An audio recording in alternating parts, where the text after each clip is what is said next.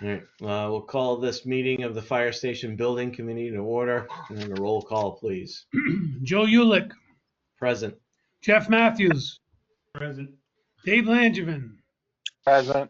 Mike Langevin, Present. Mike Julian, Present. John Shugda. All here. Okay. Approval of the February 4th, 2025 minutes. Any errors, corrections, things that need to be adjusted in the minutes? So moved. Second. Motion and a second. If there's no discussion, all those in favor? Aye. Aye. Aye. Unanimous of those present? Aye. All right, review and approval of action for development of the project to include but not limited to update on the project status, including the bid process. Rick, do you want to start on the bid process, or Jennifer?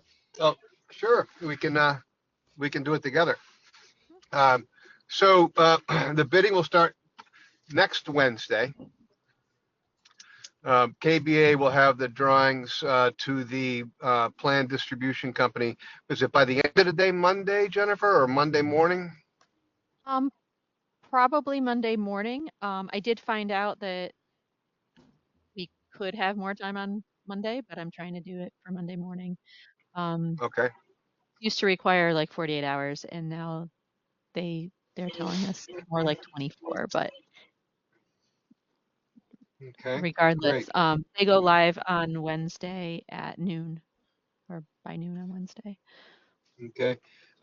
So what we can do is we can distribute around. It's all of the documents will be on Project Dog. We can send around the information with the project number. If anybody wants to log on and take a look, you can see the activity. You can see who is signed up as general contractors and as subcontractors. The notifications have been made. Central Register notification is in. I'm going to do, the Central Register will publicize this Wednesday, tomorrow. I'm going to do another publication that'll air next Wednesday as well, just to make sure that everybody sees it. Matt at the town manager's office has posted on Combis. He's also, I haven't gotten documentation yet, but he's going to take care of the local newspaper as well. So we're in good shape there. We received the final soil management plan late yesterday. Jennifer, Brennan, Todd Curtin, and I had a final meeting yesterday with some comments that KBA had. We sort of reviewed the document one last time. Minor modifications were made, and that'll be part of the bid documents for next week. I don't really know. I'm Jennifer. I'm not in front of my files or my computer, but I think the bids were going to be due. Do you remember the filed sub bid date and then the GC date? March 26th for filed subbids, and It was April 9th, they said before, right? that's what I thought, but I this rings a bell. We've been going through so many dates, when last RFIs are due, when addendums are going to go out, all of that. If we do have any, but I mean, we'll typically get questions from certain contractors on every job, the same thing. Well, the good thing is a lot of the questions that came up last round, you had addressed. So I did, but you know, I'm sure there's somebody in particular. They always send these certain like form letters out, and they're just not, and we send form answers back to them. Yep. It's not something that is really a place in the spec or drawings to put the answer. So we do expect, we already have the answers written from the last time for that particular contractor who just sends the same 3 RFIs on every job. Yep. You mean Griffin? Excuse me, Jennifer. I mean Griffin. Yeah. We'll go back to March 26th. What was that? Oh, What was happening? so filed sub-bid trades are due. Okay, And those numbers are used by the general contractor okay. when the general contractor bid is due. Yep, And there's numerous filed sub-bids. Those are the pre-qualified yep, thank you. filed sub-bids. Um, this is a tight bid duration, 3 weeks for the filed sub bids, 2 weeks for the generals. We may get a request to extend.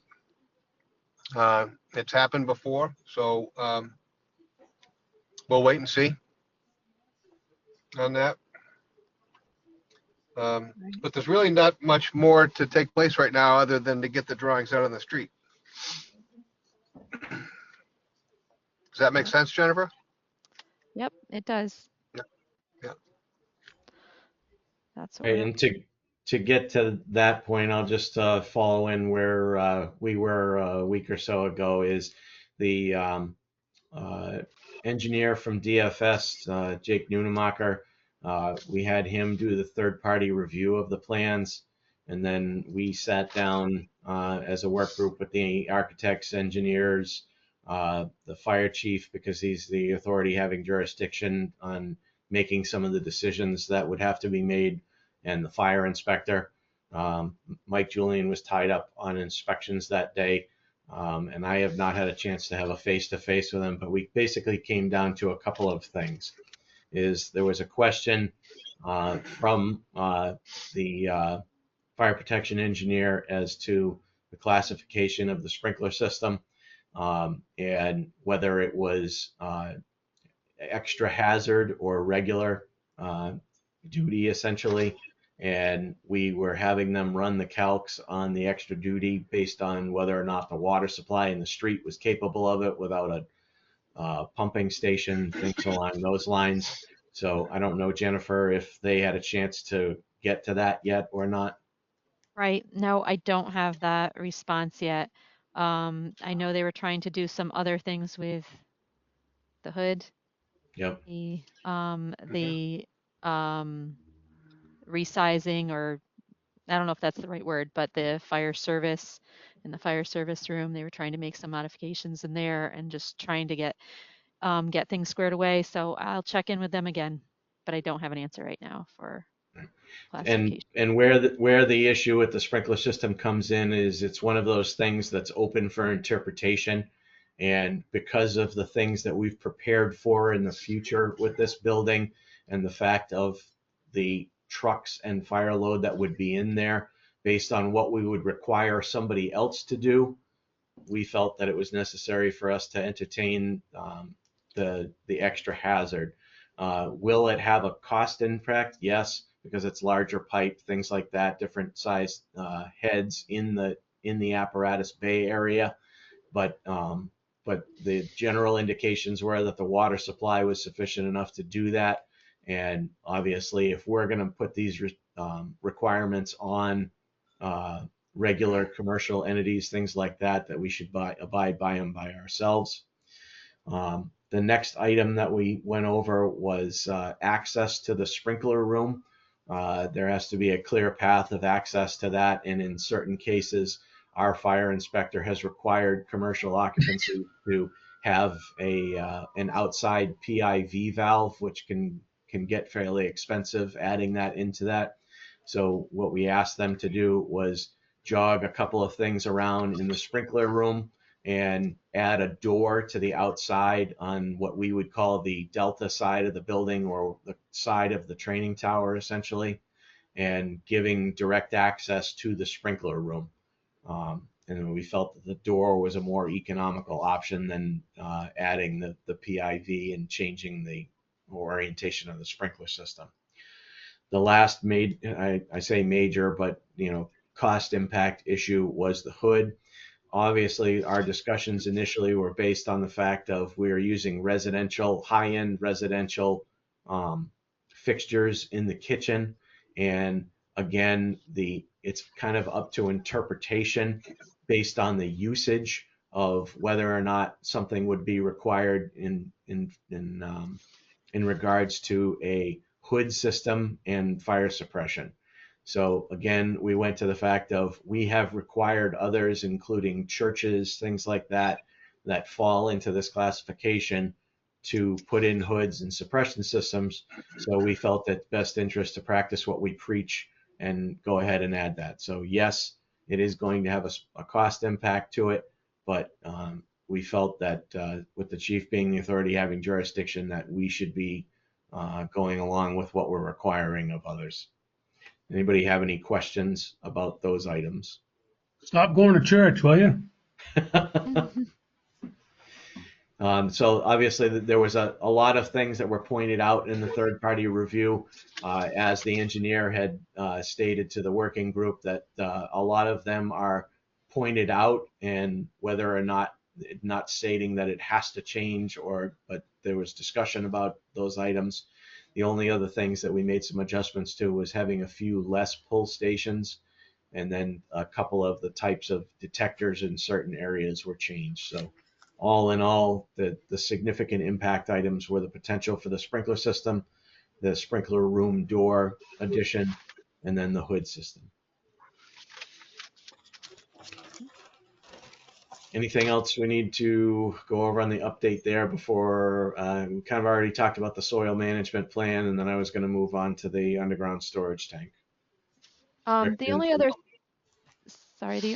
thing that just to, I guess, get on record is we are keeping the same 2 alternates. You know, we're generally rebidding the same project. So there was a fencing alternate that was 1, so that would be taken before. If you're able to take alternates, that'd be taken before alternate number 2, which is the auxiliary building, things related to it.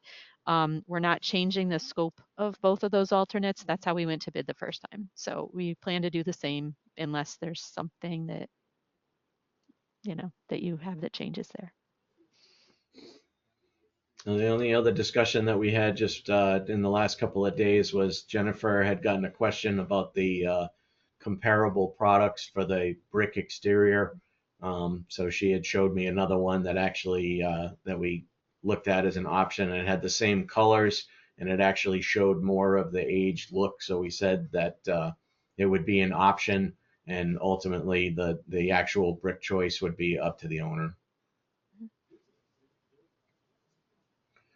All right, so if there was anything else there, the underground storage tank, obviously at the last meeting I did bring that up, that there was an undocumented underground storage tank on the property that was found and punctured during the soil management exploration. We had gotten multiple bids, and at the last meeting we secured a contractor to do that.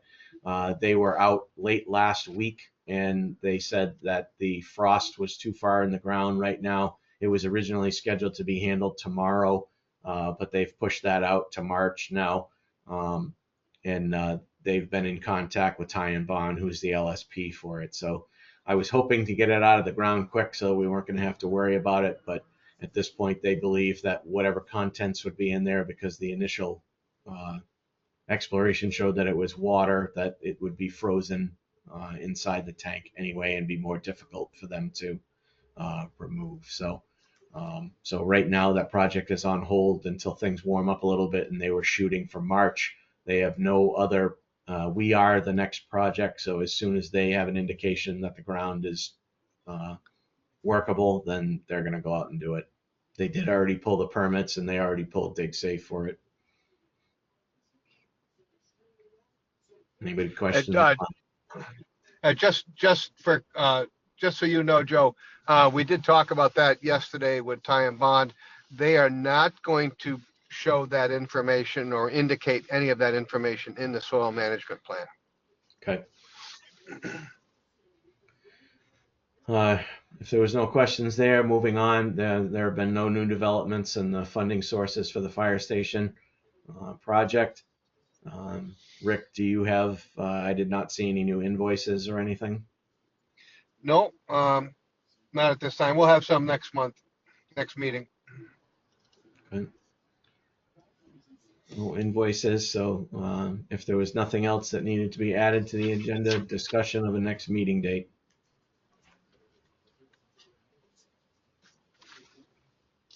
you want to just, want to push it 2 weeks out from today? Sure. What is that? I don't have my calendar in front of me, but March The 11th. 11th. Yeah, March 11th. And we'll go back to the 4:30.